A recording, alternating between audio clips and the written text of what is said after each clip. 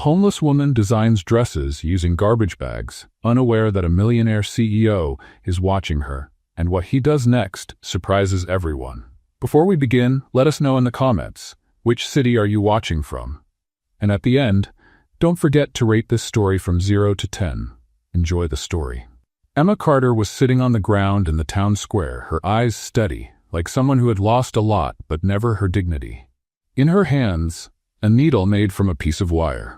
Around her, colorful plastic bags, torn ribbons, and strips of packaging were all carefully arranged, as if they were fine fabrics.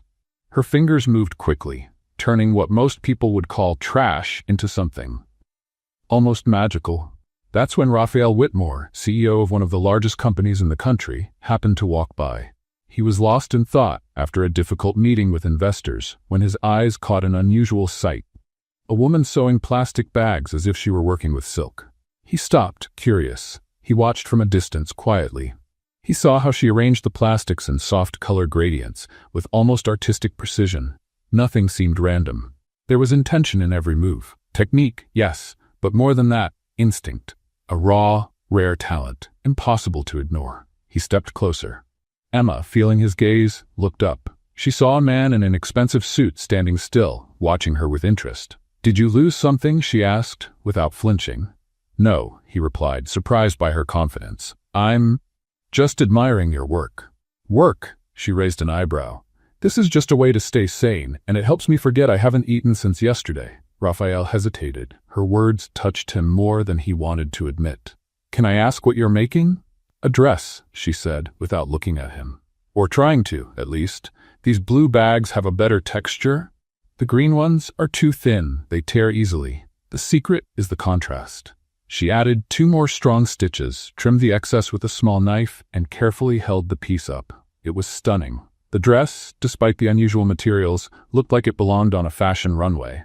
The colors formed a soft gradient. The top had bold cuts, yet everything felt balanced. The finish was surprisingly clean. Raphael blinked a few times. "Wow.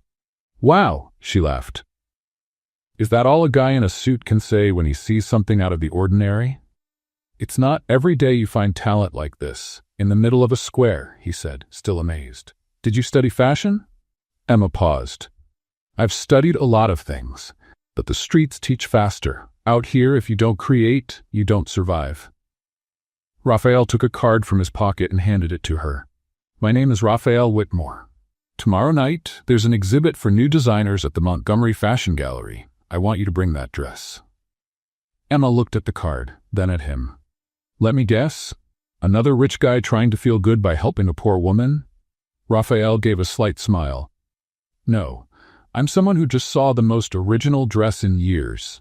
And I run a fashion company that's in desperate need of something alive." Emma looked at the card again, as if it belonged to another world. She bit her lower lip, thinking, "And if I show up there, will they even let me in?" "I'll be at the door waiting. You have my word." She studied his expression. For the first time in a long while, she saw someone who didn't look sorry for her, or afraid, just honest. "I don't have fancy clothes. Not even decent shoes. And I don't know how to talk to people up there. Just bring the dress. Nothing else matters." Emma took a deep breath and took the card. "All right, but if this turns out to be a joke, I'm good with a needle and I know where to aim." "Noted," he replied with a smile. "See you tomorrow, Emma." "See you tomorrow, Mr. Whitmore. Or should I call you sponsor of creative lunatics? I prefer discoverer of unlikely talent." They exchanged one last glance, and in that moment, without realizing it, destiny began to stitch together a story that would change everything. Emma gently placed the dress inside a recycled bag, sat back down on the ground, and looked at the card for a long while. "A talent exhibit, huh?" she murmured. "If only they knew. Talent was the one thing I never lost." On the other side of the square, Raphael stepped into his car with a strange feeling in his chest. He felt like he had just found something no business meeting had given him in years. Inspiration. The Montgomery Fashion Gallery glowed like a crystal palace in the heart of Manhattan. Golden lights reflected off polished marble floors as New York's elite walked around with glasses of French champagne and caviar hors d'oeuvres. Women wore jewelry worth more than most apartments, and men talked million-dollar deals between sips of aged scotch. Emma stopped at the entrance, holding her recycled bag with the dress inside. Her hair was tied loosely with a rubber band she had found on the street, and her clothes, a faded shirt and torn pants, stood out sharply against the luxury around her. A security guard looked her up and down. "Ma'am, are you sure you're in the right place?" Emma showed Raphael's card. "Raphael Whitmore invited me." The guard looked doubtful, but after checking the guest list, he let her in. As soon as Emma stepped inside, it was as if a glacier had swept through the room. Conversation stopped. Eyes turned. Whispers began. "Oh my, what is that smell?" whispered a woman in a Chanel dress, covering her nose with a silk scarf. "Did they invite the homeless for some kind of charity project?" asked another, adjusting her pearls. Emma took a deep breath and walked toward the exhibition area, ignoring the looks of disgust. Every step felt like silent torture, but she kept her head held high. Raphael saw her from across the room and made his way over, moving through the crowd. "Emma, you came," he said, clearly relieved. "A promise is a promise," she replied, trying to sound confident. "Where should I put this?" She pointed to the bag. Raphael guided her to a section reserved for participants. There were empty mannequins waiting for the designs, and other designers were already setting up their pieces, dresses from famous labels, tailored suits, and accessories worth small fortunes. Emma took her dress out of the bag and placed it on the assigned mannequin. The change was immediate. Even under the bright event lights, the dress came to life. The gradient colors of the plastic created a fascinating visual effect, and the cuts showed a level of skill that few in the room could match. But the crowd's reaction was instant and cruel. "Are you seeing this?" shouted a man in a bow tie. "That's actual trash. Modern art has gone too far," added a blonde woman, shaking her head in disapproval. "Someone needs to stop this nonsense," said another guest. "It's insulting to the real artists here." Emma felt her cheeks burn, but she didn't move. She stood beside her mannequin like a silent guardian, as the crowd surrounded her with increasingly harsh remarks. "She really thought this counted as fashion?" laughed a young socialite. "She probably pulled it out of a dumpster," her date added. Raphael watched from a distance, fists clenched. He wanted to step in, but he knew it would only make things worse for Emma. He had to trust the process. The event host, a well-dressed man with silver hair, stepped onto the stage. "Ladies and gentlemen, we're ready to begin the official judging. Each piece will be evaluated based on technical skill, creativity, and visual impact." The panel consisted of 5 judges. Raphael, the editor-in-chief of Fashion Elite magazine, a well-known fashion designer, an art critic, and a wealthy collector. One by one, the designs were presented. Classic dresses received polite applause. Bold creations sparked technical commentary. When it was Emma's turn, the silence was deafening. The editor-in-chief wrinkled her nose. "This is certainly original, but sustainable fashion shouldn't mean literally using trash." The fashion designer shook his head. "Technically, the cuts are interesting, but the material is questionable." The art critic adjusted her glasses.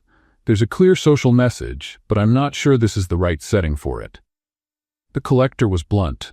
"I wouldn't spend a dime on this." Raphael stood up. "With all due respect to my fellow judges, you're only seeing the material," Raphael said. "Forget the plastic for a moment and look at the construction, the proportions, the color balance, the texture innovation. Technically speaking, this is the most sophisticated piece we've seen today."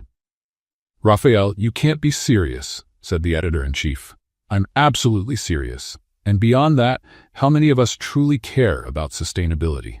This woman is turning waste into art. If that's not innovation, I don't know what is." The other judges exchanged surprised glances, but Raphael held his ground. After a heated discussion behind the scenes, the votes were counted. The host returned to the stage holding a sealed envelope.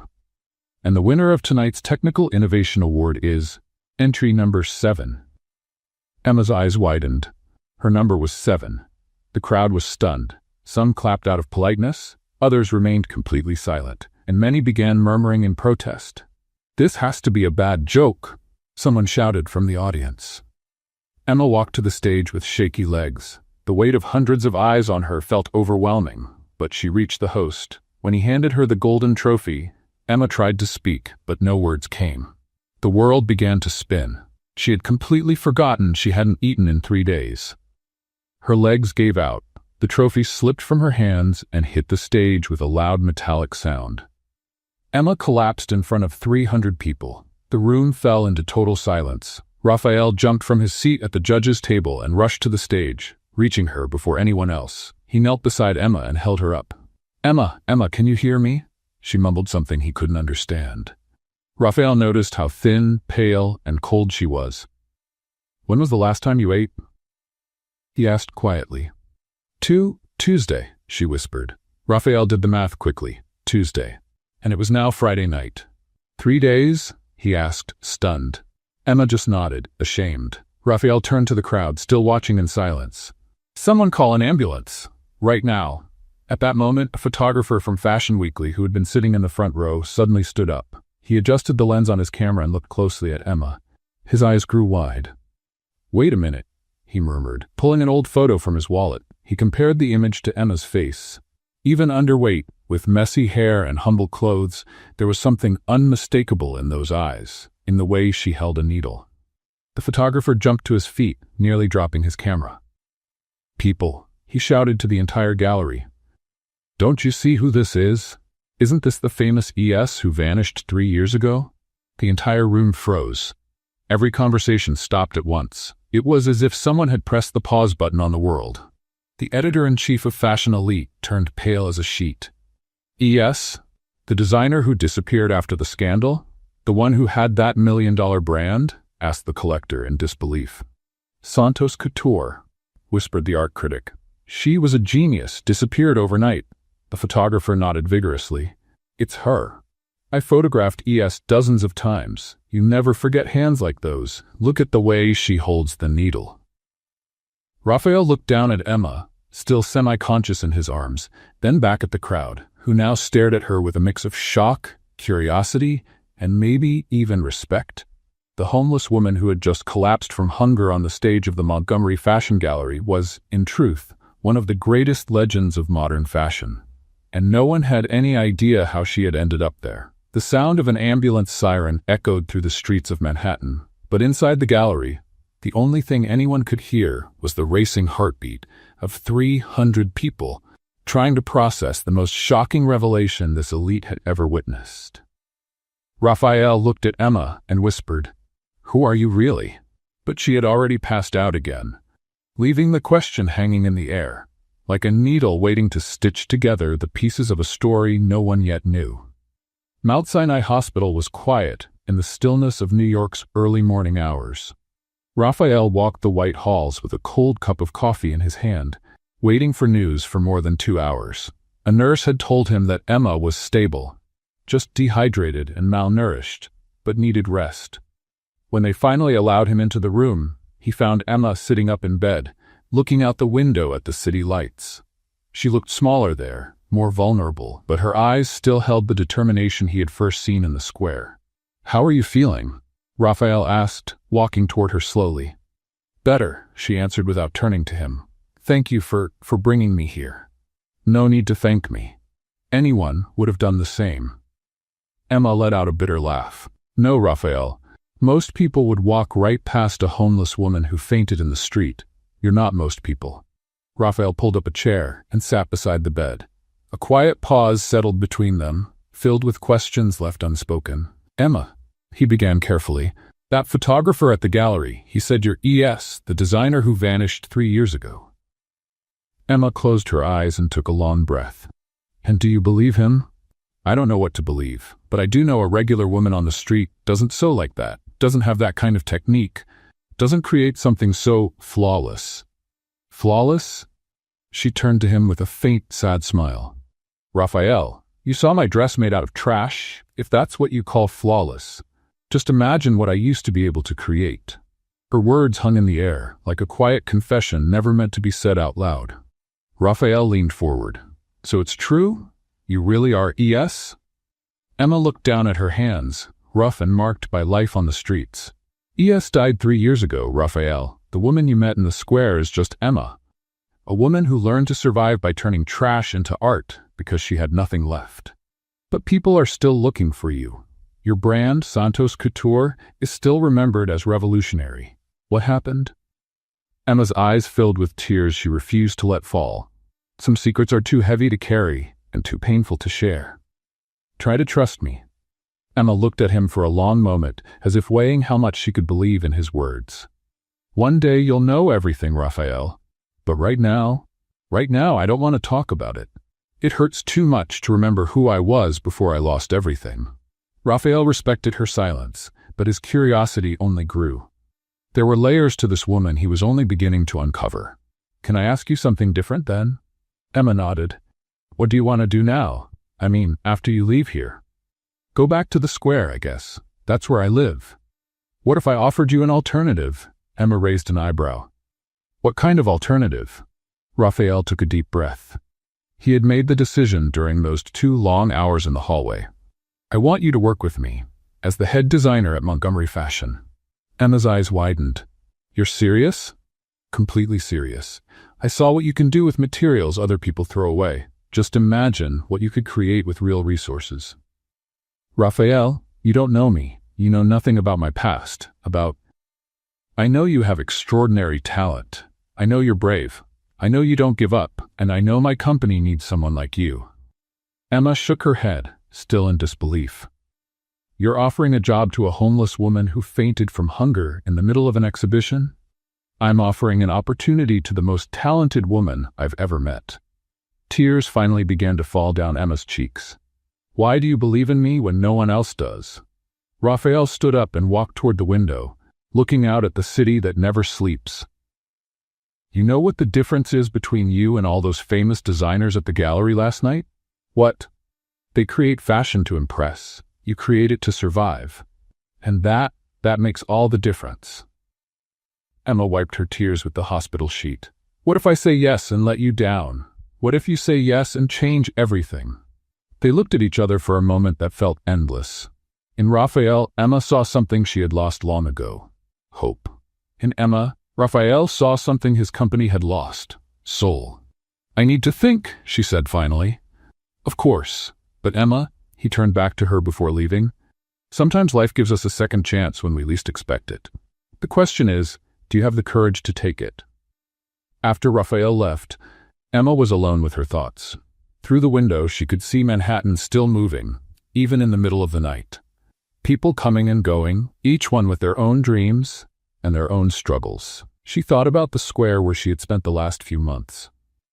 She thought about the dress made of trash she had created.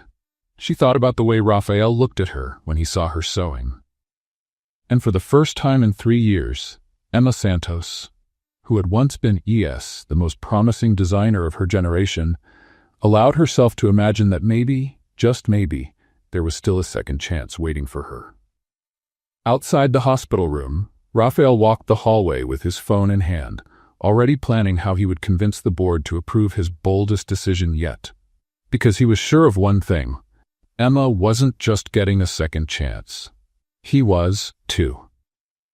3 days later, Emma stood in front of Montgomery Tower. She adjusted the simple blouse she had found at a thrift store, the only decent piece she could afford with the $20 left from the exhibition prize. Her hair was tied back in a loose bun, and she carried a fabric bag with her few belongings. You can do this, she whispered to herself, taking a deep breath before pushing open the glass doors of the lobby. The entrance hall was overwhelming. Italian marble, crystal chandeliers, and a central fountain created an atmosphere of wealth Emma hadn't seen in years. Executives in expensive suits walked by quickly, talking on their phones about million-dollar deals. At the front desk, a middle-aged blonde woman looked at her with clear disapproval. Her nameplate read, Priscilla Monroe, Executive Assistant. May I help you? Priscilla asked in a tone that suggested the exact opposite. I'm Emma Carter. I'm starting in the design department. Raphael Whitmore is expecting me. Priscilla looked her up and down, making sure to show her disapproval. You must be mistaken. Mr. Whitmore doesn't hire people like you. People like me? Emma kept her voice steady, but her eyes sparkled with fire. Look, dear, this is a professional workplace. You might be looking for the Community Help Center. It's 3 blocks down. At that moment, Raphael stepped out of the elevator and saw Emma in the lobby.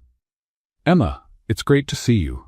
He turned to the receptionist. Priscilla, this is our new head designer. Please get her a full access badge.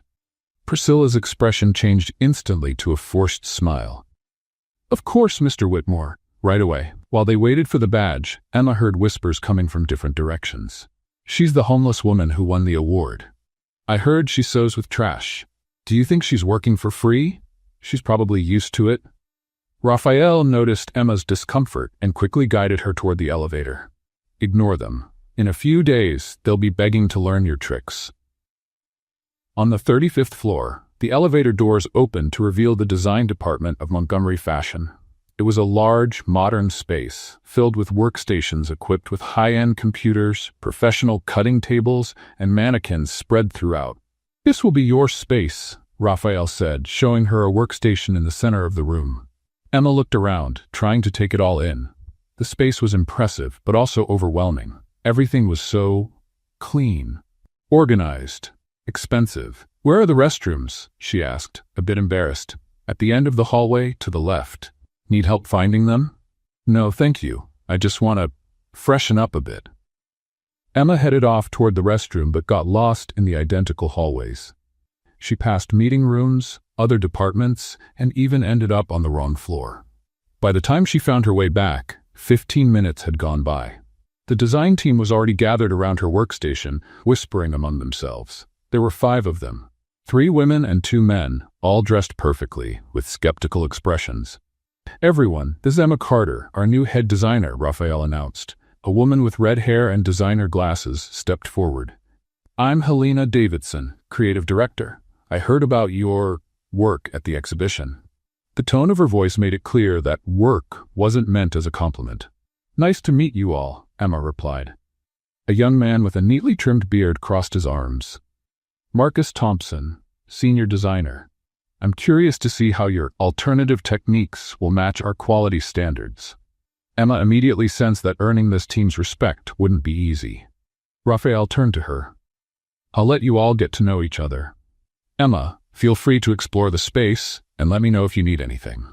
As soon as Raphael walked away, the atmosphere grew noticeably colder. Helena stepped closer with a forced smile.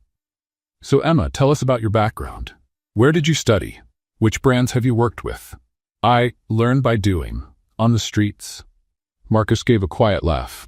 On the streets? How interesting. And what kind of clients did you serve? On the streets. Emma felt her blood boil but kept her composure. The kind who need creative solutions with limited resources. I see, Helena said. Well, here we work with top-quality materials, imported silks, Italian leather, Swarovski crystals. We don't exactly have trash to recycle. The others chuckled quietly. Emma looked around the office and noticed several waste bins filled with expensive fabric scraps, crumpled sketches, and unused samples. Actually, she said, walking toward one of the bins, you throw away more useful material here than most people see in an entire year. She picked up some scraps of blue silk, pieces of French lace, and leftovers from a metallic fabric. Can I use this? That's trash, Marcus said. Leftovers from old projects. Perfect. Emma walked over to her workstation and began examining the discarded materials. Within minutes, she had sorted the fabrics by texture and color, creating a harmonious palette. Helena watched, still skeptical. What exactly do you plan to make with that? Something you've never seen before, Emma replied, already cutting the fabric with surgical precision. Over the next 4 hours, Emma worked in complete silence. Her fingers moved with a speed and precision that mesmerized anyone watching. She sewed everything by hand, no machine, using tiny, flawless stitches. At first, the team made fun of her eco-hippie techniques, but little by little, they began moving closer to get a better look. What kind of stitch is that? Asked one of the younger designers, clearly fascinated. It's an adaptation of the French stitch, but reinforced to handle more tension, Emma explained, without stopping. I've never seen anything like it, Marcus murmured, genuinely impressed. When Emma finally stepped back from the table, she had created a dress that left the entire team in silence.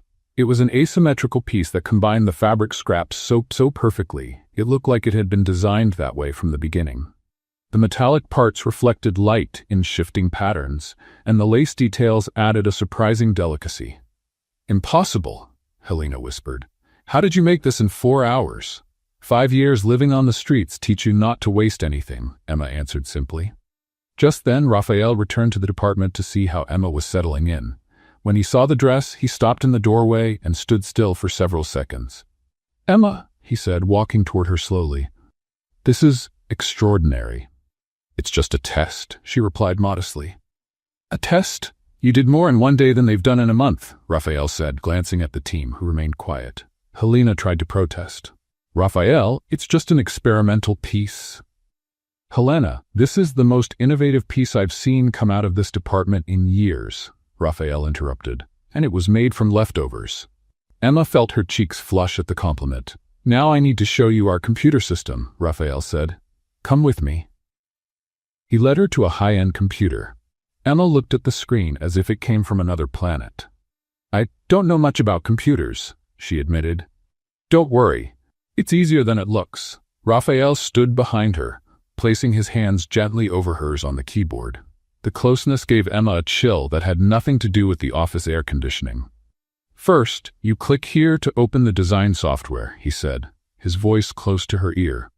Emma tried to focus on the instructions, but she was acutely aware of the warmth of his body behind hers, the subtle scent of his cologne, the way his large hands gently guided hers. Now you can draw directly on the screen, Raphael continued, guiding her fingers over the mouse. When he leaned in closer to show her a specific feature, their faces were just inches apart. They looked at each other for a moment that felt endless, and Emma felt her heart start to race. I think I'm getting the hang of it, she whispered. You pick things up very quickly, he replied, not stepping back. The tension between them was unmistakable. Emma could feel that Raphael was just as affected by the closeness as she was. A soft cough broke the moment. They quickly moved apart. Helena was standing next to the desk, her expression unreadable.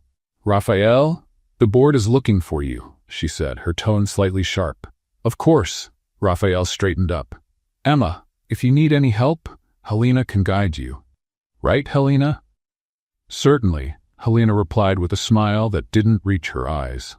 After Raphael left, Emma was alone with the team, but the atmosphere had shifted. The dress she had created stood as silent proof of her talent, and the moment she had shared with the boss had not gone unnoticed.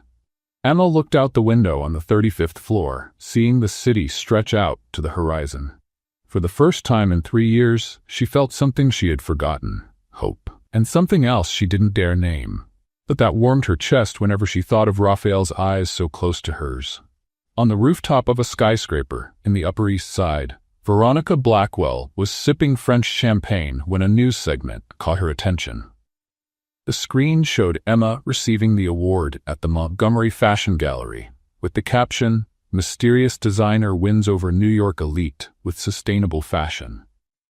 Veronica nearly dropped her glass. Impossible, she murmured, turning up the volume. The reporter continued. The winner, identified only as Emma Carter, created a sensation with a dress made entirely of recycled materials. Some present speculate she might be the legendary ES who vanished mysteriously 3 years ago. Veronica felt her blood boil. There was Emma Santos, her former best friend, her ex-partner, the woman whose life she had carefully destroyed. Back in the world, Veronica now ruled. She walked over to her mahogany desk and picked up the phone, dialing quickly. Marcus? This is Veronica Blackwell. I need you to run an urgent article. Yes, about Emma Santos. She's back. In the following days, Veronica called every influential journalist she knew, every fashion magazine editor, every credible blogger. Emma Santos is a fugitive criminal, she said with a sweet but poisonous voice. Of course, she's hiding behind a false identity. The woman has serious mental problems. Did you see where she was living? On the streets. She's obviously unstable. Within 48 hours, the first headline started appearing online. Fugitive designer hides as homeless woman in NYC. ES, or an imposter? The truth about the woman who fooled the elite. Reliable source reveals Emma Santos suffers from severe mental disorder. At Montgomery Tower, Raphael was in his office when his secretary, Priscilla, entered looking visibly nervous. Mr. Whitmore, we have a problem. Clients are calling to cancel their orders. Cancel? Why? Because of the new employee, Emma Carter. They're saying she's, well, a criminal. Raphael frowned. What are you talking about? Priscilla handed him a tablet with several articles open. It's all over the fashion gossip sites. They say she's Emma Santos, a designer who disappeared 3 years ago after a money laundering scandal. Raphael quickly read through the articles, feeling a mix of shock and anger rise in his chest. Where is Emma now? In the design department, sir. Raphael went down to the 35th floor with determined steps. He found Emma quietly working on a new piece, seemingly unaware of the storm gathering around her. The design team whispered from across the room, casting curious glances her way. Emma, I need to speak with you, privately. She looked up and immediately saw the tension in his face. Is something wrong? Raphael led her to his private office and closed the door. Emma, I need the truth, all of it, right now. She slowly sat down in the chair across from his desk. About what? Raphael opened the tablet and showed her the articles. About this, about who you really are, about what happened 3 years ago. Emma looked at the headlines and her face turned pale. Her hand started to tremble slightly. I knew this day would come, she said quietly. Is it true? Are you really Emma Santos? Emma took a deep breath and nodded. Yes, I am.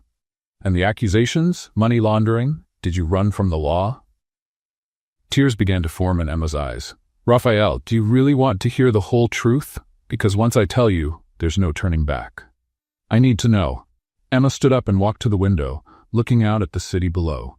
3 years ago, I was Emma Santos, known as ES in the fashion world. I was 25 years old, and my brand, Santos Couture, was worth $50 million. I was considered the most promising designer of my generation. She paused, as if each word was painful to say. I was married to James Mitchell, a successful businessman, or at least I thought he was successful. And my best friend and business partner was Veronica Blackwell. We'd been friends since college. I trusted her more than anyone in the world. Raphael listened quietly, noticing the real pain in her voice. Veronica handled the financial side of the company while I focused on the creative work. I signed documents without reading them carefully because I trusted her completely. That was my mistake. What happened? Veronica had been stealing money from the company for over a year. She forged my signature on documents, opened fake bank accounts in my name, and when she found out an audit was coming, she accused me of money laundering. Emma sat down again, tears now falling freely. She had documents, Raphael.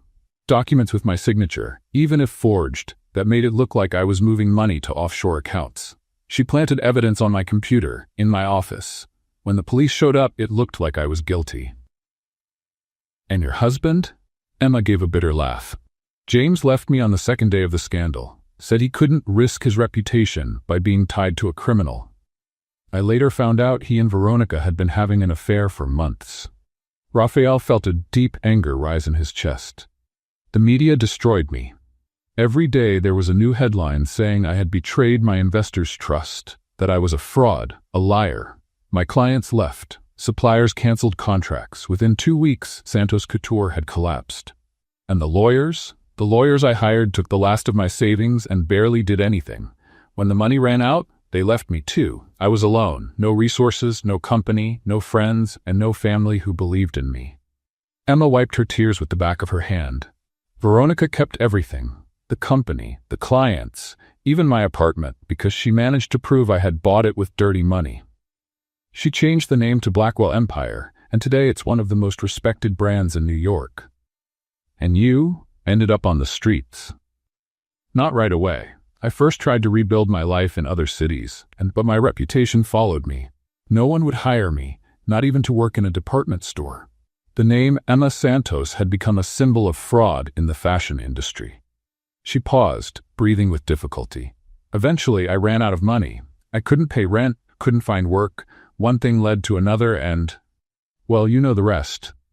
Raphael stood up and walked over to her, kneeling beside the chair. Emma, I'm so sorry. I'm sorry for everything you've been through. The worst part, she continued, is that Veronica was right about one thing. I really did become unstable. There were moments when I questioned my own sanity. Had I really done all that? Was I truly the monster everyone said I was? You're not a monster. You're the strongest person I've ever met. Emma looked at him in surprise. How can you say that? You don't even know me that well. I know enough. You survived 3 years on the streets and still kept your humanity, your talent, your ability to create beauty. That's not something a monster does. Raphael, if you keep me here, you'll destroy your company. Veronica won't stop until she sees me ruined again. Raphael stood up and took her hands. Then let's give her a fight she didn't expect. I'll help you get back on your feet, Emma, and we're going to prove your innocence. Just then, Priscilla knocked on the door urgently. Mr. Whitmore? There are some people here insisting on speaking with Miss Emma. Raphael and Emma exchanged tense looks. Who is it? A woman named Veronica Blackwell. She's here with lawyers. Emma's blood ran cold. She's here. Raphael squeezed her hands. You're not alone this time. They went down to the lobby, where Veronica was waiting with 2 men in suits. She hadn't changed much in 3 years, still blonde, elegant, and wearing a smile that never reached her eyes. When she saw Emma, her smile widened. Emma, darling, she said in a sugary voice. What a surprise to find you here. Still dressing in garbage, I see. Emma felt old wounds tear open, but Raphael stepped forward. Miss Blackwell, this is a private workplace. If you have something to discuss, you can schedule a meeting through the proper channels. Veronica laughed. Oh, how charming. Emma has found herself a protector. She turned directly to Emma. Do you really think you can hide forever, dear?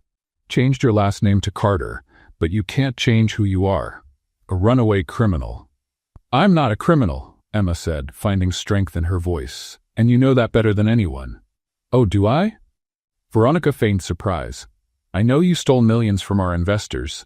I know you destroyed the trust of dozens of people. And now you're trying to fool this poor man too. Raphael stepped forward, clearly angry. That's enough. Leave. Now. Veronica looked at him with disdain. Mr. Whitmore, is it? You should be thanking me for coming here in person to warn you. This woman will destroy your company just like she destroyed mine. That's what she does. She ruins the people who trust her. Emma felt tears burn in her eyes, but she didn't let them fall. The only thing I ruined was my own life, because I trusted you. How dramatic, Veronica laughed. You've always been like this, haven't you? Always the victim. Well, dear, it won't work this time. Everyone already knows who you really are. The confrontation could have gone on longer, but Raphael called security, and Veronica was escorted out, not before throwing one last venomous glance at Emma. This isn't over, Emma. When the elevator doors closed, Emma collapsed into a chair in the lobby, trembling. Raphael knelt beside her. It's okay. She's gone. It's not okay, Emma whispered. She's right about one thing. I'm going to destroy your company. I'll destroy you too. Look at me, Raphael said, lifting her chin. The only thing that's going to be destroyed here is the lie she built, I promise. Emma looked into his eyes and saw something she hadn't seen in 3 years. Someone who truly believed in her. Meanwhile, outside the building, Veronica climbed into her limousine with a satisfied smile. The next day, Emma was in the Montgomery Tower studio, putting the final touches on her collection for the Fashion Week show happening in 48 hours. 5 revolutionary pieces were displayed on mannequins, each representing a stage of transformation, from destruction to renewal, from waste to luxury. It was 2 a.m. when she finally decided to go home. The show would be her chance to prove to the world that Emma Santos hadn't just survived, she had come back stronger. Tomorrow's going to be perfect, she murmured to herself, turning off the lights in the studio. Outside the building, Veronica watched through the limousine window. She had bribed 2 security guards with $10,000 each to give her access after hours. 50 minutes, she told the driver. No more than that. At 3 a.m, Veronica entered the studio holding a pair of professional scissors. One by one, she systematically destroyed each piece of Emma's collection. Precise cuts ruined months of work. Fabrics torn, embroidery unraveled, structures broken. When she was done, the studio looked like a textile battlefield. Emma arrived the next morning with coffee in hand and a hopeful smile. What she found made her fall to her knees among the wreckage. No, no, no, she repeated, picking up shredded pieces of fabric. In 3 years living on the streets, Emma had never cried. Not when she was hungry, not when she was humiliated, not even when she slept in the cold. But now, seeing her dreams literally in pieces, the tears came like a storm. Raphael arrived an hour later and found Emma sitting on the floor, holding the remains of a dress in her arms. My God, Emma, what happened here? She destroyed everything, Emma sobbed. Veronica destroyed everything. I have nothing left for the show. Raphael knelt beside her, feeling a kind of anger he had never known before. Then we'll rebuild. Raphael, there are 40 hours until the show. It's impossible. Nothing is impossible. Raphael picked up the phone and called every employee in the company, canceling all time off and scheduling an emergency meeting. Within an hour, the entire design department was in the studio, along with assistants, interns, and even members of the cleaning staff. Everyone, Raphael announced, we're going to help Emma create the most incredible collection New York has ever seen, in 36 hours. Helena, who had become a reluctant ally, stepped forward. What do we need to do? Emma wiped away her tears and stood up. We need trash. A lot of it. Plastics, discarded fabrics, anything we can transform. Marcus laughed. You want us to go around the city looking for trash? Exactly. And so began the most unusual operation in New York fashion history. Teams spread across Manhattan, searching for recyclable materials in dumpsters, recycling centers, and even asking fabric stores for donations. Emma worked for 30 straight hours, stopping only to drink water and eat the sandwiches the team brought her. Her hands flew across the sewing machine, creating miracles with what others would call garbage. Colored plastic bags were transformed into ethereal tulle. Old newspapers became architectural structures. Melted plastic bottles created textures no one had ever seen. On the day of the show, the Lincoln Center was packed with the global fashion elite. Critics, buyers, celebrities, all waiting to see if the legend of ES was real or just an urban myth. Veronica sat in the front row, confident that Emma would have nothing to show. The lights dimmed. The music started. The first model appeared, wearing a dress made entirely of blue plastic bags that floated like water. The audience went silent. The second piece was a structured coat made of varnished newspapers that looked like high-end leather. The third model walked out in an evening gown made of transparent plastic bottles, creating a crystal effect under the lights. The fourth piece was a set made from discarded fabrics, forming a breathtaking mosaic of colors.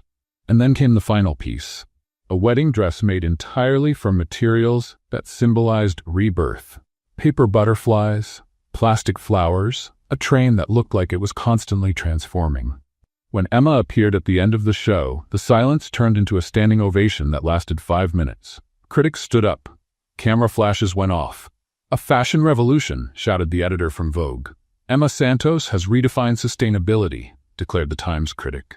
Veronica watched from the audience, her face red with anger, seeing her revenge turn into Emma's greatest triumph. After the show, Raphael found Emma backstage, still in shock from the success. You did it, he said, smiling. We did it, she corrected. Would you have dinner with me, to celebrate? Emma paused for a moment, then smiled. I'd love to. They had dinner at a small Italian restaurant in Soho, away from the spotlight and the hustle of Fashion Week.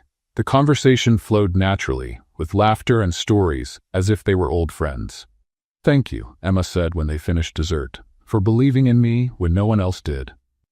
Thank you for reminding me why I fell in love with fashion, Raphael replied. When he took her to the small apartment the company had rented for her, they stopped at the door and looked at each other intensely. Emma, Raphael began, stepping closer. Raphael, she whispered, moving closer too. Their faces were inches apart. Emma could feel his breath, see the intensity in his eyes. The moment was full of all the tension and attraction that had grown between them. They moved even closer. But then Emma pulled back slightly. Maybe we should take it slow, she said, her voice trembling. Raphael nodded, understanding. You're right. Good night, Emma. Good night, Raphael. She entered the apartment with her heart racing, knowing something between them had changed forever. Outside, Raphael stood still for a moment, smiling to himself. Meanwhile, in her penthouse, Veronica was breaking crystal glasses against the wall, planning her next move. The war was far from over. But for the first time in 3 years, Emma Santos went to sleep with a smile, knowing she had proven that miracles can rise from ashes, and that maybe, just maybe, she could find love again. 3 days after the huge success of the show, Emma was organizing her new studio when she heard familiar voices coming from Raphael's office. Curious, She approached the half-open door and saw an elegant woman with brown hair talking excitedly with him. "Rafa, I'm so proud of you," the woman said. "Emma's collection was revolutionary. You made the right choice." Emma froze. She recognized that face and voice immediately. Impossible to forget. 5 years earlier, Emma was returning from the studio when she saw a runaway car heading straight toward a distracted woman crossing the street, talking on her phone. Without thinking twice, Emma ran and pushed the woman out of the car's path, saving her life. The woman had thanked her emotionally, but Emma left quickly without giving her name.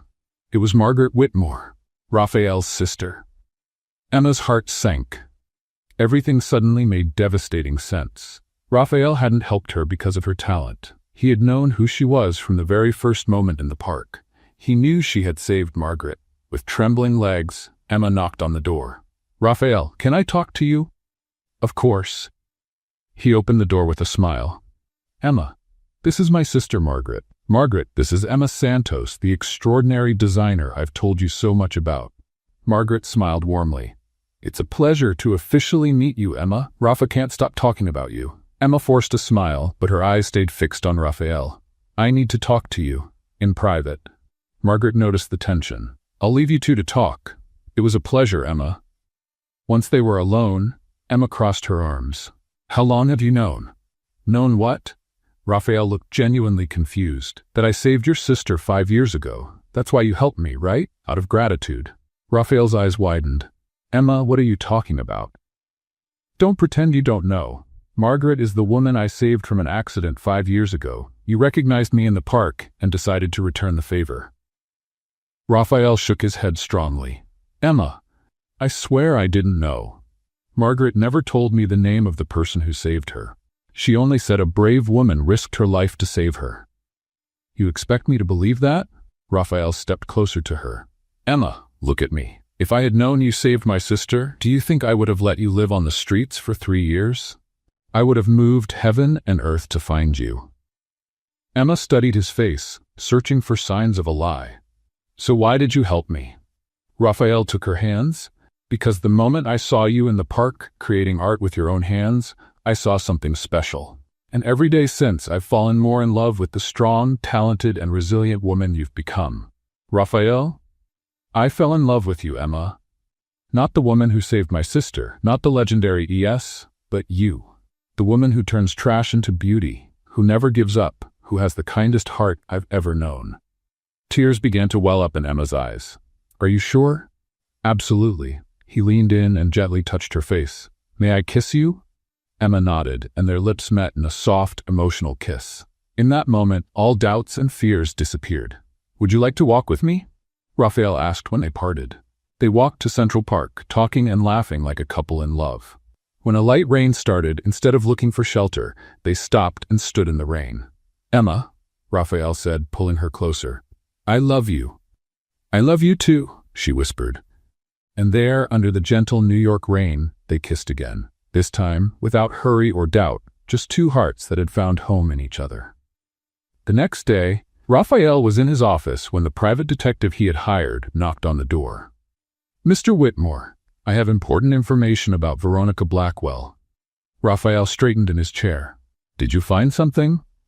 The detective opened a folder full of documents. "I found enough evidence to charge Veronica with fraud, forgery, and money laundering. She systematically forged Emma Santos's signatures and created a complex network of fake bank accounts." Raphael reviewed the documents, feeling a mix of relief and anger. "Is this enough to clear Emma's name?" "More than enough. Veronica Blackwell is the real criminal. Emma Santos is completely innocent." Raphael smiled for the first time in days. "Prepare everything to present to the authorities. And detective?" "Yes, sir." "Excellent work." After the detective left, Raphael picked up the phone to call Emma. He finally had the proof that would clear her name and allow her to rebuild her life. The truth was finally coming out. Madison Square Garden had been transformed into a sustainable fashion arena. Flags from 50 countries hung from the ceiling, while a crowd of designers, investors, and fashion critics gathered to watch the Green Fashion Global competition, the world's most prestigious event in eco-friendly fashion. Emma nervously adjusted her recycled blazer as she watched the final competitors. She had made it this far after beating over 1,000 candidates worldwide. Now, only 5 designers remained, competing for the $10 million prize. Ladies and gentlemen, the host announced, each finalist will have 6 hours to create a revolutionary piece using only sustainable materials provided by the organization. The winner will be chosen based on innovation, environmental impact, and commercial viability. Emma was led to her workstation, where she found piles of organic materials, recycled fabrics, and dried seaweed. Her eyes lit up. For weeks, she had secretly experimented with biocompounds made from seaweed, trying to create a fabric that was both luxurious and fully biodegradable. "Perfect," she whispered, picking up the seaweed. Across the arena, Dmitry Volkov, a Russian designer known for his aggressive techniques, watched Emma with calculated interest. He had heard rumors about her biotech experiments. "Victor," he whispered to his assistant, "I need to know exactly what that American is doing." While Emma worked, she began the process of turning seaweed into textile fibers. She mixed seaweed extracts with natural polymers, creating a viscous paste that would later be processed into threads. The technique was revolutionary, something she had developed during nights at the shelter, using makeshift equipment in a community college lab that stayed open 24 hours. 2 hours passed. Emma was so focused she didn't notice Victor sneaking up to her workstation with a small hidden camera, photographing her formulas and notes. "Interesting technique," commented Anastasia Chen, the Chinese designer at the next station. "I've never seen anyone process seaweed like that." "It's an experiment," Emma replied modestly, not wanting to reveal years of research. But Dmitry had heard enough. He quickly returned to his station and began to replicate Emma's process, using the photos Victor had taken. By the 3rd hour, Emma noticed Dmitry using a technique suspiciously similar to hers. "Raphael," she whispered when he passed by during a judge's inspection, "I think someone is copying my work." Raphael watched quietly and saw Dmitry handling seaweed the same way Emma did. "Do you have proof?" "My formula is protected by a provisional patent. If he's using it, he's violating intellectual property." Raphael nodded to one of the organizers and reported the situation. A discreet investigation began, but the competition couldn't be stopped. Emma decided the best defense was a fence. Instead of making just one fabric, she developed 3 variations: one that changed color with temperature, another that could self-repair when damaged, and a third that was naturally antibacterial. By the 5th hour, while the other contestants struggled to finish their creations, Emma was sewing a dress that looked like it came from a sea fairy tale. The seaweed fabric had a flowing texture that reminded one of running water, with iridescent reflections that changed with the light. "Time's up," the host announced. The 5 finalists presented their creations to a panel of judges made up of sustainable fashion icons, green technology investors, and environmental NGO representatives. The first contestant showed clothes made from pineapple fiber, an interesting technique but limited. The second used pieces made from cultivated mushrooms, innovative but with questionable commercial appeal.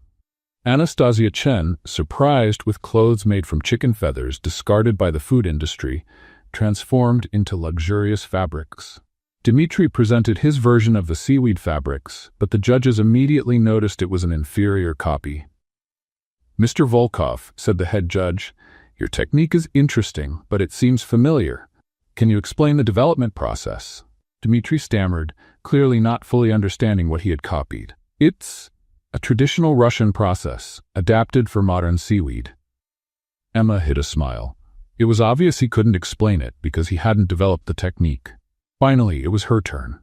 "Honorable judges," Emma began, "I present the future of sustainable fashion, biotech fabrics derived from seaweed that are not only fully biodegradable but offer functional properties impossible to replicate with traditional materials." She demonstrated how the fabric changed from blue to green when heated, how small cuts closed themselves within minutes, and how it stayed fresh and odor-free even after hours of use. "This process," she continued, "can be replicated using seaweed grown on aquafarms, creating a textile industry that actually improves the environment instead of harming it." The jury was silent for a long moment, examining the dress and testing its extraordinary properties. After 2 hours of deliberation, the head of the jury returned to the stage. The decision was unanimous. The winner of Green Fashion Global, with the most revolutionary creation we've ever seen, is Emma Santos from the United States. The crowd erupted in applause. Emma could hardly believe it. $10 million in worldwide recognition as a pioneer in biotech fabrics. Raphael ran onto the stage and hugged her. "You did it. You really did it." "We did it," she corrected, kissing him in front of thousands. But the celebration was short-lived. The next day, Emma was in her new lab when Raphael arrived with a serious look. "We have a problem," he said, closing the door. "What kind of problem?"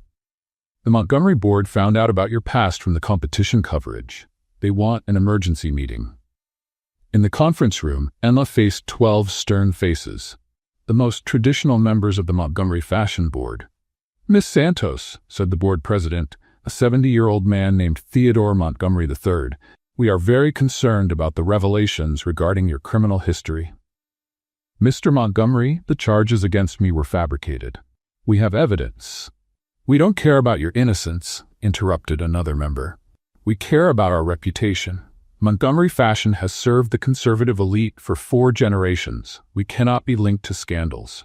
Raphael stood up. "Gentlemen, Emma just won the most prestigious sustainable fashion competition in the world. She's worth tens of millions to our company." "And you, Raphael," Theodore said coldly, "will have to make a choice. Your obsession with this woman is clouding your judgment." The silence in the room was deafening. "What kind of choice?"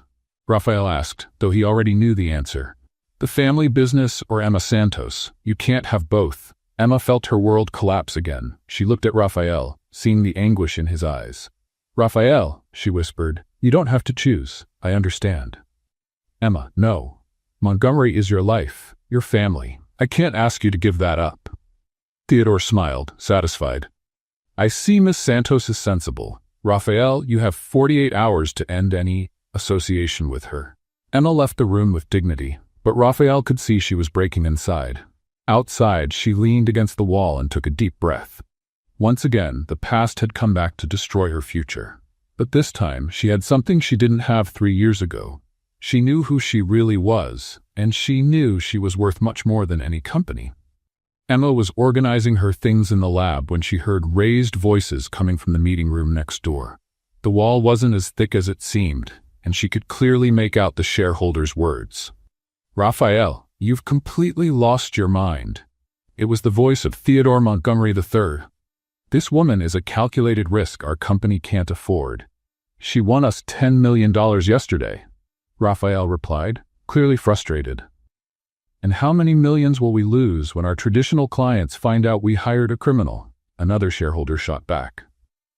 Emma leaned against the wall without meaning to, trying to listen better. "The Vanderbilt family has already canceled 3 orders," Theodore continued. "The Rothschilds are reconsidering our partnership.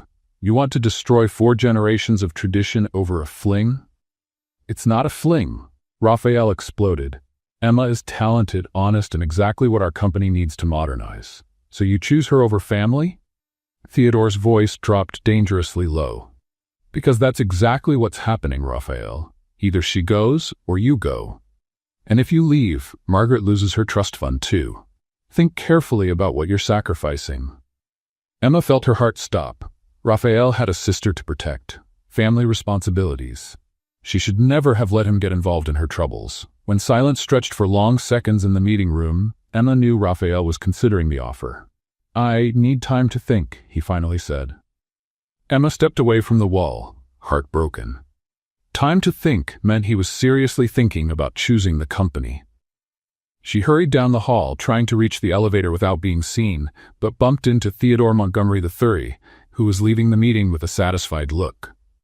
"Ah, Miss Santos herself," he said with a cruel smile. "You just saved me a phone call." "Mr. Montgomery," Emma tried to pass by him. "Don't be so quick," he blocked her path. "I want you to understand one thing. People like you don't belong in our world. You can win all the awards you want, but you'll always be trash trying to pass as gold." Emma stopped and looked him straight in the eye. "You're right," she said in a calm and polite voice. "I really don't belong in your world, luckily." Theodore frowned, not expecting that answer. "You see, Mr. Montgomery," Emma continued, In my world, people help each other when they're struggling. In my world, talent is worth more than a last name. And in my world, no one needs to humiliate others to feel important. She took a step forward. So thank you for reminding me that I wouldn't want to belong to a world where people like you make the rules. Theodore flushed, unsure how to respond to Emma's quiet dignity. You're being rude. I'm being honest, excuse me. Emma walked past him and headed for the elevator, leaving Theodore alone in the hallway, clearly embarrassed to have been confronted with such grace. Inside the elevator, Emma took a deep breath. She couldn't wait to see what Raphael's decision would be. The conversation she had overheard made it clear he had responsibilities bigger than their relationship. At her apartment, Emma sat at the kitchen table with a blank sheet of paper. After a few long minutes, she began to write. Raphael, thank you for reminding me that I don't belong in your world. You were right from the start. We came from different worlds. And I was naive to think that wouldn't matter. I don't want you to sacrifice your family and your company for me. Theodore is right. I'm a risk you can't afford. I'm leaving today. Please don't try to find me. You gave me something I lost 3 years ago, hope, and for that, I will always be grateful. Be happy, Raphael. You deserve someone who can be by your side without bringing complications. Forever grateful, Emma. She folded the letter carefully and left it on the table.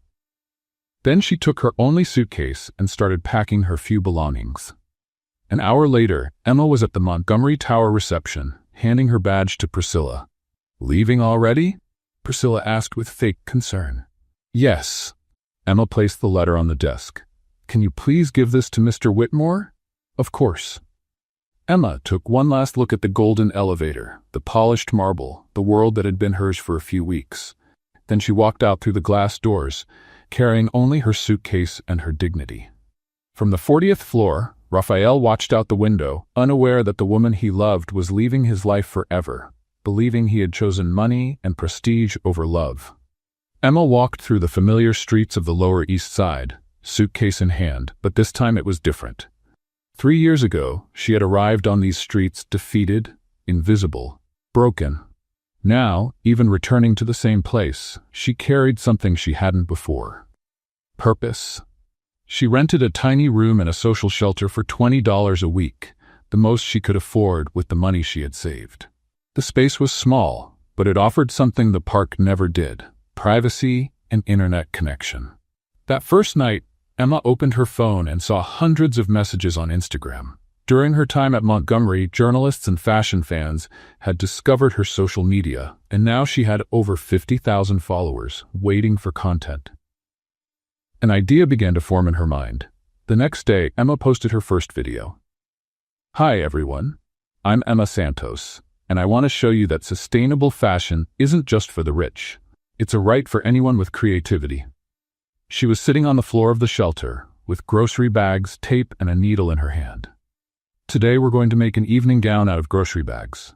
Yes, you heard that right, a dress that will cost less than $5 and be more unique than anything from a designer brand. For 20 minutes, Emma showed step by step how to turn plastic bags into an elegant dress. Her skilled hands cut, sewed, and shaped, while she explained each technique simply and with humor. True elegance doesn't come from the price of the clothes, but from the confidence of the person wearing them, she finished, showing the finished dress. The video went viral. In 24 hours, it had 2 million views, 50,000 comments, and was shared by celebrities who support the environment. Emma started the #TrashToTreasure movement, posting daily tutorials: how to make a blazer from old newspapers, turning plastic bottles into luxury bags, ripped jeans turned into an evening skirt. Each video was filmed in the shelter, on the streets, and at community centers. Emma showed that creativity didn't need expensive studios or imported materials. The comments were full of praise. Emma, you saved my wardrobe and my budget. My 12-year-old daughter now wants to be a sustainable designer because of you. You prove that real talent doesn't need a rich company behind it. In 2 weeks, Emma had 500,000 followers. Small brands started offering partnerships. An editor proposed a book about sustainable fashion. But the best part was the personal messages. Emma, I'm a single mother, and your tips helped me dress my kids with dignity. I was unemployed and started selling the pieces I learned to make from you. Now I have my own online store. Emma realized she had found her true purpose, making fashion accessible to everyone. Meanwhile, Raphael was devastated. He spent days searching for Emma, calling every hotel, shelter, and boarding house in Manhattan. When he finally learned about the letter Priscilla had forgotten to deliver for 2 days, it was too late. He read Emma's words with a broken heart. "Thank you for reminding me that I don't belong in your world." She didn't understand, he whispered. "I never chose the company. I was planning to leave." Raphael ran to Washington Square Park, where it all began. But Emma wasn't there. He asked homeless people, street vendors, anyone who might know. "The woman who used to sew here?" said an elderly man selling hot dogs. "She showed up for a few days, but now she's gone. I heard she's famous on the internet." Raphael found Emma's Instagram and watched all the videos, feeling a mix of pride and pain. She was shining, but without him. Emma, in turn, had found a new family at the women's shelter where she now lived. Every afternoon, she taught sewing to the other residents, women who, like her, had lost everything but not their hope. "Emma," said Maria, a Salvadoran immigrant, "you taught us that we can be beautiful without spending money we don't have." "And more importantly," added Sarah, a young mother, "you taught us that our worth doesn't depend on the approval of rich men." Emma smiled. It was true. For the first time in her life, she felt whole without needing anyone's validation. Her sewing classes at the shelter also became content for Instagram. The Trash to Treasure movement grew to 1 million followers. Emma began receiving invitations to speak at universities, documentary proposals, and offers from big brands. But she refused any opportunity that would take her away from her mission, teaching that beauty and dignity are universal rights, not privileges. One night, while editing a new video on how to make accessories from bottle caps, Emma got a message that made her stop. "Emma, I'm the CEO of a small sustainable fashion brand in Brazil. Your techniques saved my business. You changed my life. Thank you for proving that fashion can be a force for social change." Emma smiled and looked around the shelter. Women were sewing quietly, some following her tutorials, others creating their own versions. She had lost Raphael, she had lost Montgomery Tower, she had lost the world of luxury that had been hers for a moment. But she had gained something much greater. The certainty that she didn't need any world beyond the one she was building herself. A world where trash turned into treasure, where creativity beat money, and where a woman who had lost everything discovered she actually had everything she needed inside herself. Across the city, Raphael looked out the window of his empty office, knowing he had lost the only woman he had ever truly loved. And that maybe it was too late to win her back. Raphael was in the Montgomery fashion boardroom, facing 12 stern faces waiting for his final decision. Theodore Montgomery III drummed his fingers impatiently on the mahogany table. "So, Raphael?" Theodore asked sharply. "Have you made your decision about the Santos situation?" Raphael stood slowly, looking at each board member. These were people he had known since childhood, who had shaped his business education, representing 4 generations of family tradition. "Yes, I've made my decision," he said firmly. "Excellent, I'm sure that. I resign as CEO of Montgomery Fashion, effective immediately." The silence in the room was deafening. Theodore went pale. "Have you lost your mind?" Raphael took an envelope from his pocket and placed it on the table. "Rada, this is my formal letter of resignation, and my resignation of any rights to the company's shares." "Raphael, think about what you're doing," shouted another board member. "You're throwing away a fortune." "No," Raphael answered calmly. "I'm choosing true wealth." He walked toward the door. "I'd rather be poor with Emma than rich without her." Theodore stood up quickly. "If you walk out that door, you won't come back. The family won't forgive you." Raphael stopped at the threshold and turned around. "Then it's not really a family, is it? Because a true family would support someone who found love." He left, closing the door behind him forever.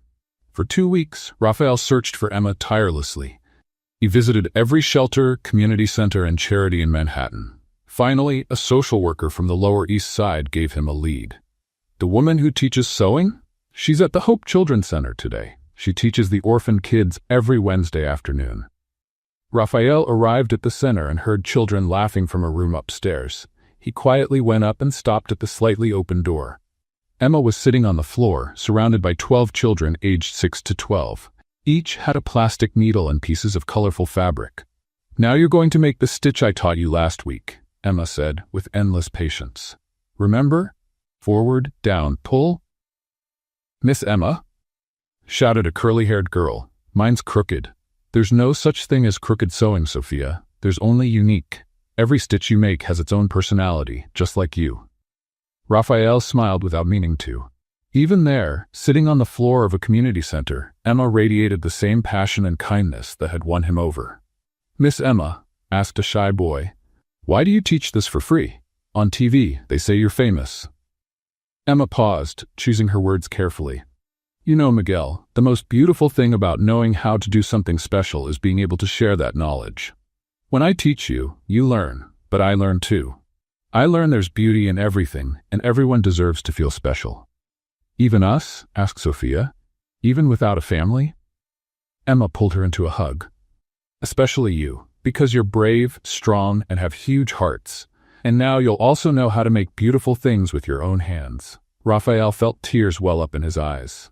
There was the woman he loved, changing the lives of children society had forgotten.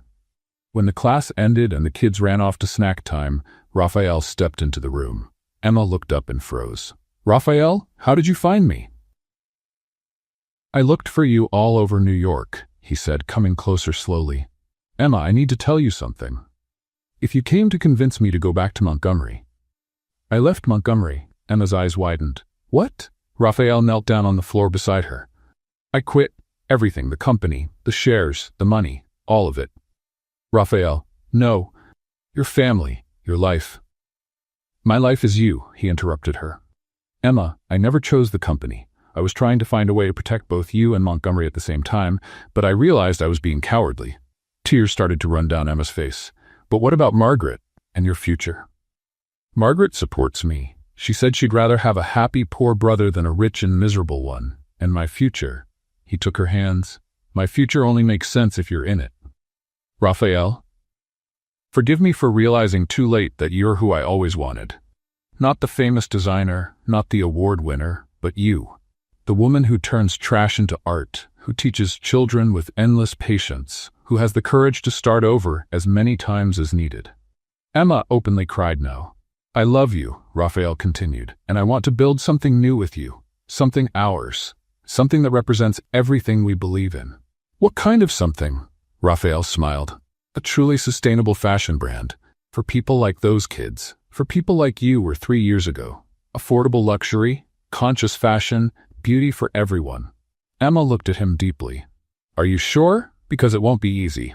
It'll be a lot of work, little money at first, a lot of risk." "I'm absolutely sure."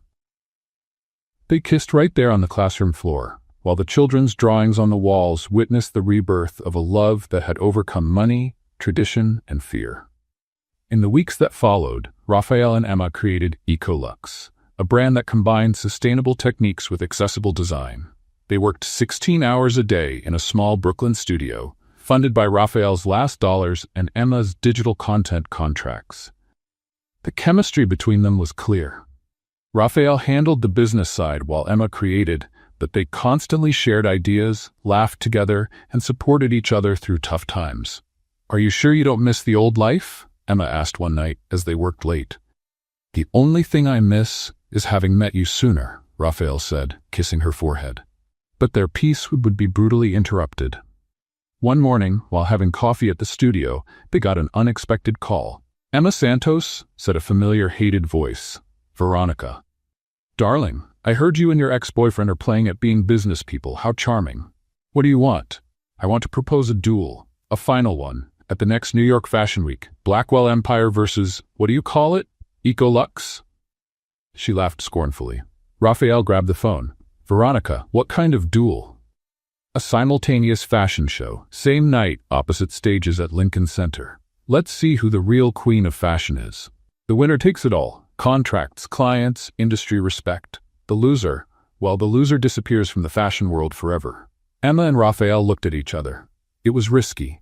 Ecolux was only 2 months old, up against Veronica's well-established empire. "I accept," Emma said. Excellent.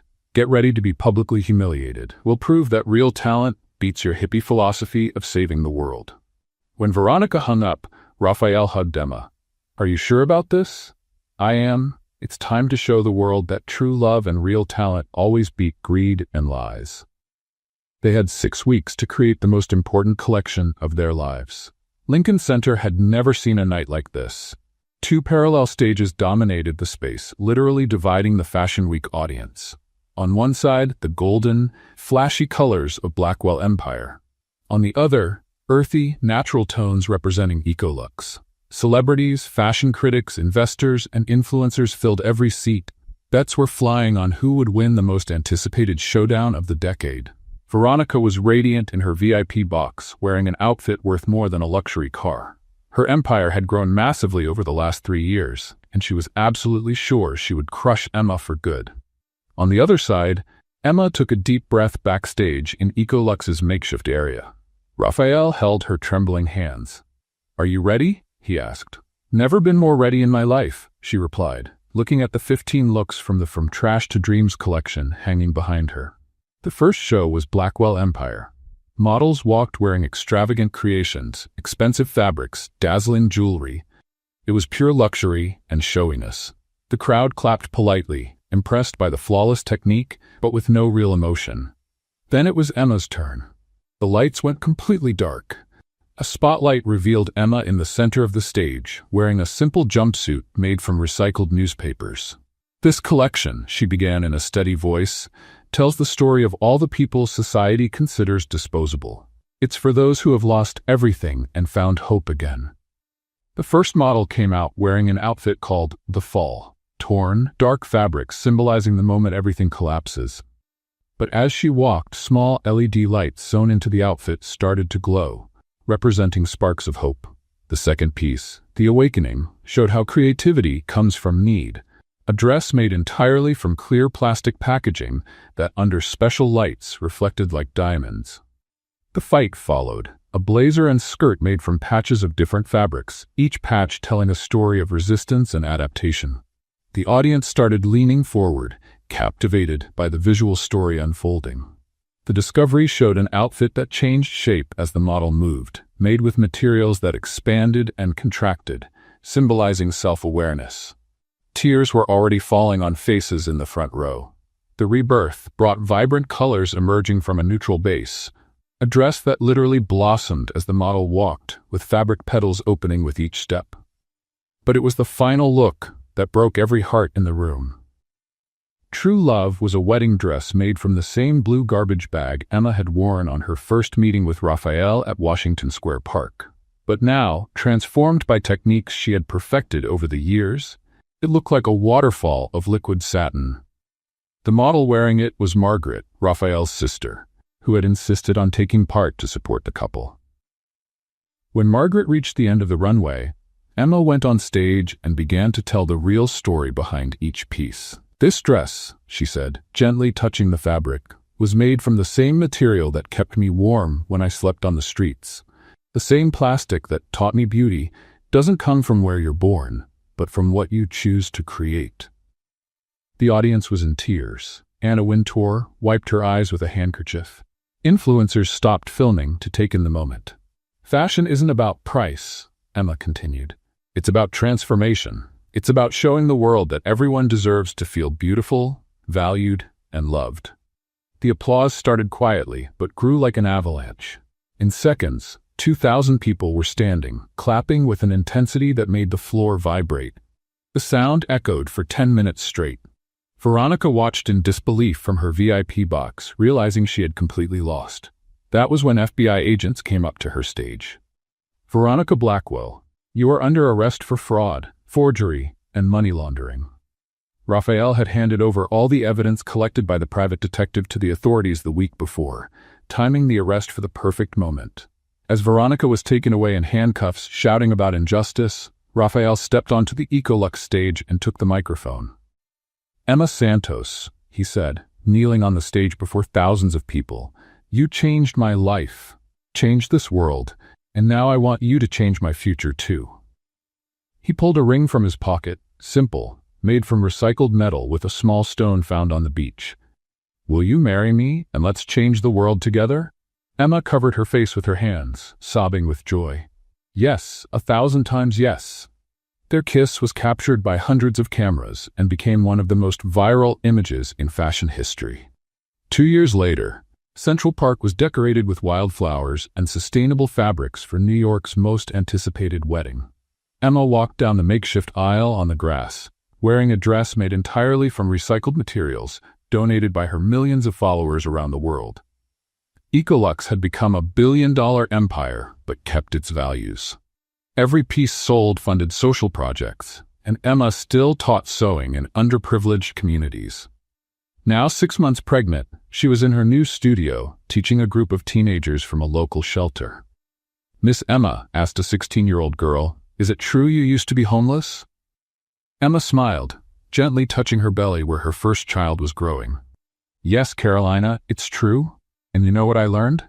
It doesn't matter where you are today. What matters is where you choose to go tomorrow." She looked out the window and saw Raphael talking with investors about expanding Ecolux to Africa. "From homeless to fashion empress," she whispered to herself. "Life always surprises." And while teaching the teens how to turn cardboard boxes into stylish bags, Emma Santos Whitmore smiled, knowing her greatest masterpiece wasn't on the runway. It was in the lives she had touched, the people she had inspired, and the love she had found when she least expected it.